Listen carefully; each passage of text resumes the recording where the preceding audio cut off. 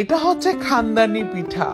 এই খানদানি পিঠার স্বাদ নিতে হলে ছেলের জন্য খানদানি বাড়ির মেয়ে বিয়ে করাতে হবে। শীতের সিজনে এই খানদানি পিঠাগুলোই কিন্তু নতুন জামাইয়ের বাড়িতে পাঠানো হয়।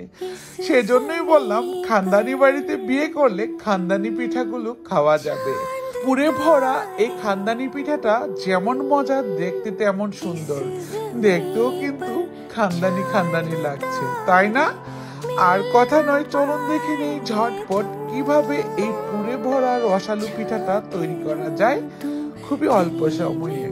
প্রথমে আমি একটা ডো তৈরি করে নিচ্ছি। এর জন্য 1 কাপ পরিমাণ পানি দিয়ে দিচ্ছি একটা পাত্রে, একটু লবণ দিয়ে দিলাম, 1 কাপ পরিমাণ দিয়ে দিচ্ছি শুকনো আতপ চালের গুঁড়া। এখানে চাইলে কিন্তু আপনারা ফ্রিজে রেখে সংরক্ষণ করেন সেই চালের গুঁড়া দিয়েও এটাকে তৈরি করে নিতে পারেন। অনবরত নেড়ে চেড়ে একটা কাই তৈরি করে নিলাম। এবার গরম গরম অবস্থায় ঢাকনা দিয়ে একটা সাইডে রেখে দিচ্ছি। ভেতরের পুরটাকে রেডি করে নিচ্ছি আরো একটা পাত্রে। 1 কাপ পরিমাণ পুরানো ফ্রেশ নারকেল দিয়ে দিচ্ছি, খেজুর গুড় দিয়ে দিচ্ছি 1 কাপ পরিমাণ, সম পরিমাণে গুড় আর খেজুর দিচ্ছি। এতে করে কিন্তু পুরটা অনেক রসালো হবে। খেজুর গুড়ের যা সুন্দর ফ্লেভার, এই শীতে কিন্তু পিঠায় জমে ওঠে। পুর রেডি হয়ে গেলে পুরটাকে একটা সাইডে রেখে এবার গরম গরম এই কাইটাকে নিয়ে নিচ্ছি। এবার হাতটাকে একটু ভিজিয়ে ভিজিয়ে গরম গরম অবস্থায় কাইটাকে মুথে নিব। খুব মসৃণ সুন্দর একটা ডো তৈরি হয়ে গেল। এই তো, এবার এই ডোটাকে দুটি ভাগে ভাগ করে নিচ্ছি, সমানভাবে দুটি ভাগ করে নিলাম। এবার আমি একটা রুটি বেলে নিচ্ছি। রুটিটা একটু মোটা সাইজের হবে, আপনারা কিন্তু দেখলেই বুঝে যাবেন। এই তো, একটু মোটা, নরমাল রুটি আমরা যেমন রেগুলার রুটিটা খাই তার চেয়ে একটু মোটা। এখন যে পুরটাকে রেডি করে রেখেছিলাম সেই পুরটাকে দিয়ে দিচ্ছি একটা রুটির উপরে। এই নারকেলের সুস্বাদু পুরটাকে একটু ছড়িয়ে দিব। তারপর আরো একটা লেচি রেখেছিলাম রুটি বানানোর জন্য, সেই রুটিটাকেও আমি বেলে নিয়েছি, ওপর থেকে রুটিটা দিয়ে দিলাম।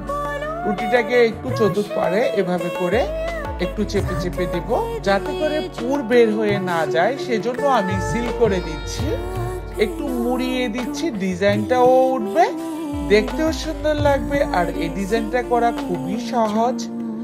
আঙ্গুলের সাহায্যে টিপে টিপে এভাবে করে কুচি মেরে দিলেই কিন্তু সুন্দর একটা ডিজাইন হয়ে যাবে, মনে হবে যে কুচি কুচি একটা ডিজাইন, তাই না? উপর থেকে একটু তেল মুছে দিলাম। তারপর একটা বোতলের যে মুখ থাকে সেই মুখটা দিয়ে এভাবে গোল গোল করে আমি দাগ কেটে নিচ্ছি। এর মধ্যে আমি একটু ডিজাইন উঠাবো একটা টুথপিক দিয়ে। এই ডিজাইনগুলো আমার থেকে আপনারা অনেক ভালো পারতে পারেন। আমি যেভাবে পারছি ঠিক সেভাবে করে নিচ্ছি, তবে সুন্দর একটা খানদানি ডিজাইন উঠবে। এই ডিজাইনটার কারণে কিন্তু পিঠাটা দেখতে খানদানি খানদানি লাগবে। আর ভেতরে তো মজা আর মজা আছেই, তবে সুন্দর একটা ডিজাইন হলে কিন্তু ভালো লাগবে। কলমের একটা ক্যাপ দিয়ে গোল গোল করে দাগ কেটে দিলাম। তারপর শন দিয়ে এভাবে করে সুন্দর করে পাতার মতো ডিজাইন করে দিচ্ছি। ফুলগুলা ভেতরে থাকবে। এটা আপনার সম্পূর্ণ ইচ্ছে, আপনি কিভাবে ডিজাইনগুলো করতে চান। আমি যেভাবে করলাম, আপনারা চাইলে কিন্তু এভাবে না করে অন্যভাবেও করতে পারেন। জাস্ট একটা ডিজাইন উঠিয়ে নিলেই হবে। আমি আবারও বোতলের মুখটা দিয়ে দাগ কেটে নিলাম। খালি জায়গা রাখবো না, শুধু ডিজাইনের জন্য এভাবে করে করে সুন্দর ডিজাইন করে দিচ্ছি। আমাদের পিঠা রেডি, তৈরি হয়ে গেল ডিজাইনগুলো। আর বাকি যে অংশগুলো আছে ক্যাপ দিয়ে এভাবে করে একটু দাগ কেটে দিলাম। এবার চলে যাব কিচেনে। এভাবে করে একটা কাপড় দিয়ে বেঁধে দিলাম একটা পাত্রের মধ্যে 1/2 লিটার পানি দিয়ে। তারপর এই কাপড়ের উপরে পিঠাটা বসিয়ে দিলাম। একটু জর্দার কালার দিয়ে ফুলগুলোর উপর দিয়ে দিলাম সাজিয়ে। 10 মিনিট ভাপে রাখবো, ঢাকনার ফুটাটা বন্ধ করে দিয়ে। এর মধ্যে কিন্তু ভাপে পিঠাটা সুন্দর তুলতুলে নরম হয়ে যাবে।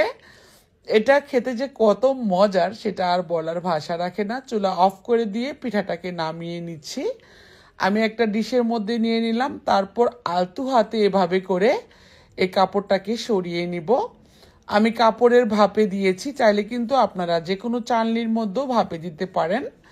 আপনার পছন্দ মতো যে কোনো ভাপানো ওয়াইস্টিনার থাকলে আপনারা সেটাতে নিয়ে নেবেন। এখন পিঠাটা কেটে দেখাচ্ছি কতটা সুন্দর পারফেক্ট হয়েছে, ভেতরে পুরে ভরা আর সুন্দর ফ্লেভার। এটা খেতে দারুণ লাগে। আমার রেসিপিটি ভালো লাগলে বেশি বেশি করে শেয়ার করে দিবেন, আমার পেজটাকে ফলো দিয়ে রাখবেন। সবাই অনেক বেশি ভালো থাকবেন, সুস্থ থাকবেন। আজ বিদায়, আল্লাহ হাফিজ।